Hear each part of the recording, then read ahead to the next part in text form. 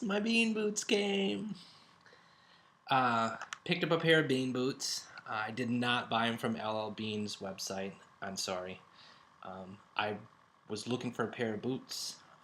They online um, found bean boots, and I don't know if I've never really heard of these before, or if I just didn't know what they were or what they were called. But LL Bean makes these, and it's called the Maine hunting shoe. Check that out, Maine hunting shoe. And they're made by LL Bean. They're American made. These I bought off of eBay just because I didn't know if I was going to like them or not, and I didn't want to spend.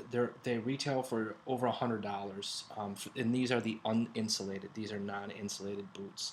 I live in Wisconsin. I want these for wearing them in the rainy type of season, in the fall type of season or fall season for bow hunting. I thought that these would be a nice thing because in the mornings the grass gets really wet and stuff, and these are supposed to be waterproof. Um, I have not worn these outside yet. I just got them. The mail lady actually just dropped them off a little bit ago. But I just wanted to go over this as like part one of maybe a two-part series to talk about the construction because everybody talks about these boots and says how great they are. Um, the these are a little bit worn, as you can see on the back here, not a big deal. The soles feel very, very good, like they would be good. There's not, this tread on here is not very deep. I don't know if you can see that. It's not really deep tread, but these might be kind of worn a little bit.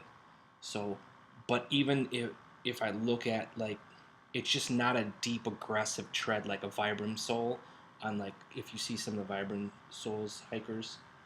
Um, it reminds me of like a cowboy boot. Like I don't know what you call those ones with the suede things on the front. Um, but it reminds me of that style of boot. Um, Triple stitched. The stitching looks very. I mean, they look like they're very well crafted boots. The leather is very nice. I'm gonna coat it with some um, mink oil. I think that would be a good thing for it. The rubber looks just good rubber. Smells good. Doesn't have that stink to it. You ever buy a pair of Crocs or something where they're made in China and they just stink like chemical or something. But of course these are used, so. But they don't stink bad or smell bad. These are the high ones. These are the Maine hunting shoe. These are in like a brown with the brown eyelets. These aren't the actual bean boot that they make, but they're the same product, just different color. I've worn them around the house here for probably about a good hour. Very comfortable. I mean, I got one on my left foot while I'm showing you this one. Very comfortable. My feet, I have a standard sock on. Now, I usually wear a 10 in a tennis shoe, and if I'm getting a winter boot, depending on what it is, I'll get a 10 and a half or an 11, just so that I have enough room in there to put thicker socks. Now, in this boot right now, I have just a standard cotton sock on, Nike cotton sock, and this is a size 9, and it fits just fine with a standard cotton sock. And I'm going to go upstairs and I'm going to get some thicker socks. And on my second part of the video, this may be a three-part series. On the second one, I'm going to put different sizes of socks on until I get to the point where I feel it's too tight.